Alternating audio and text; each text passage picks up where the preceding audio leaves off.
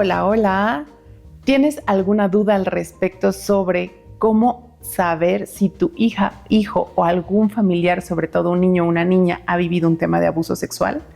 Pues bueno, quédate que hoy te lo cuento. Mi nombre es Anelisa Rosa, soy psicóloga, sexóloga clínica, terapeuta gestal. Y ahora que estamos en este espacio entre mujeres, justamente venimos a platicar el tema del abuso sexual y la diferencia de aquellos otros comportamientos que no son esperados en el desarrollo sexual infantil. La primera cápsula, que fue la de la semana pasada, te hablé al respecto, aprovechando de que estamos en el 30 de abril, acercándonos a esta fecha, que es el Día del Niño y la Niña. Y bueno, sí hay algunas pautas que nos dicen esto no es parte del desarrollo. Yo te decía, mucho de la forma en la que los niños exploran tiene que ver con su cuerpo y tiene que ver con lo que inclusive quieren conocer, porque se empiezan a dar cuenta de las diferencias y quieren saber inclusive hasta dónde vienen los bebés, algunas dudas que nos parecen más comunes. Hay una parte bien importante que justamente son las pautas, que se conocen como juegos sexuales infantiles, que también son parte del proceso. Y ojo, ahí vamos a empezar a diferenciar cuáles sí y cuáles no.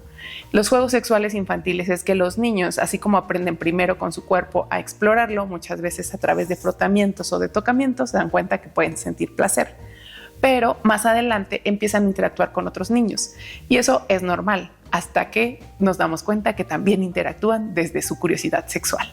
Y bueno, eso también es parte del proceso. ¿Cuándo podemos empezar a ver señales que decimos esto no es normal? Bueno, encontrarlos haciendo algo en el que había un grado de desnudez o que estaba pasando algo entre dos niños, se habían dado un beso o algo por el estilo, puede ser que nos genere una sensación de preocupación o incluso enojo. Algo que necesitamos hacer en ese momento es respirar, relajar un poco, porque es bien importante tu respuesta. Si tú en ese momento les gritas o dices, ¿qué están haciendo? Entonces los niños se van a asustar y van a quedarse viendo como nada, ¿no? En ese momento perdiste la pista sobre qué estaba pasando. Ellos solo van a entender que eso está mal. Además, si tú los regañas constantemente por estas situaciones, ellos van a aprender que este tema no se toca con mamá, con papá o contigo. Por eso es que tenemos que aprender a medir nuestra respuesta. Y siempre le digo a los padres, aunque se nos esté saliendo el corazón de preocupación o de qué está pasando, lo primero es relajarlo un poco para buscar hacerlo en un tono que no sea amenazante.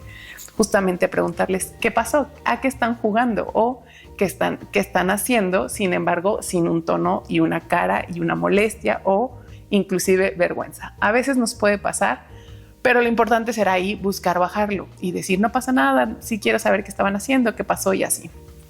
Cuando los niños están jugando, muchas veces no es algo que ellos van a reportar y desde ahí es una buena señal. Cuando un niño se siente incómodo, lo reporta. Cuando empieza a decir es que me tocó, es que me pidió que le dijera no sé qué, que le mostrara mi pene o mi vulva o lo que fuera, es que el niño ya no le gustó la forma en la que había esos acercamientos o juegos. Y de nuevo, no significa que entonces tu hijo ya tiene un abuso o que el otro niño de seguro también ya lo vivió. Cosas que nos dan señales muy claras es cuando los niños repiten cosas que no esperamos ver. Los niños juegan formas en las que exploran la mirada y el ver qué es lo que hay en el cuerpo del otro y exploran y ven qué es lo que está sucediendo a diferencia del mío. Eso es normal.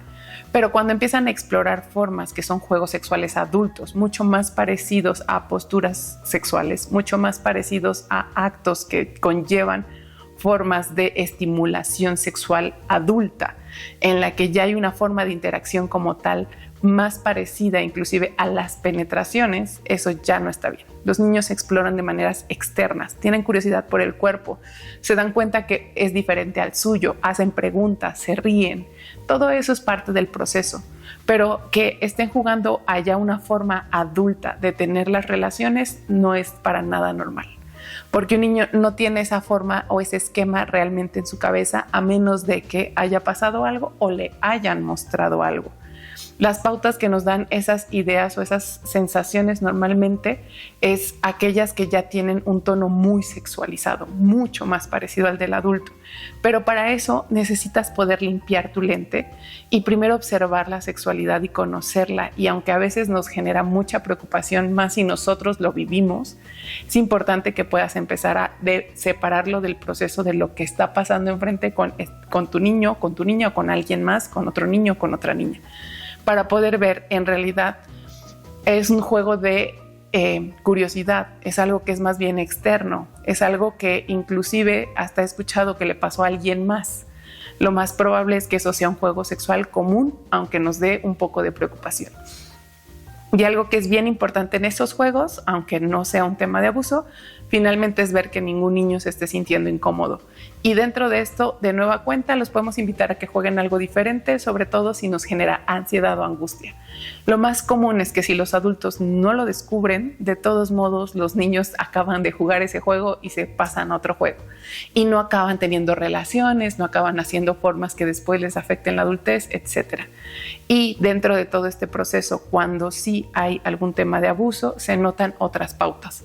No solamente es el juego sexualizado, sino que además vemos niños que son mucho más demandantes, se emberrinchan y no sabemos de dónde viene, tienen muchos miedos, mucha angustia o son muy agresivos. Cuando vemos panoramas más completos es lo que nos da claramente la idea de que algo más le está pasando a este niño o a esta niña. Por eso es bien importante estar al pendiente, sobre todo de cambios abruptos que vemos en su estado de ánimo. Cosas como volverse a hacer pipí o popó son datos que sí nos dicen, ojo, aquí algo más pasa. Y a veces puede ser algo más cuando hay un tema muy fuerte pasando en casa, como se están divorciando los padres o ya falleció la abuelita, el abuelito, ya no está la persona que antes estaba y le cuidaba. Algo por el estilo diríamos, ok, por eso es este cambio de humor. Pero cuando no nos damos cuenta porque solo lo empezamos a percibir así, es cuando más necesitamos acercarnos y ver qué está pasando. Bien importante que los niños no se sientan amenazados. Cuando hay un buen vínculo, el mismo niño, la misma niña te lo dice. Y entonces significa que estás haciendo bien las cosas porque dentro de esto lo que necesita es tu apoyo.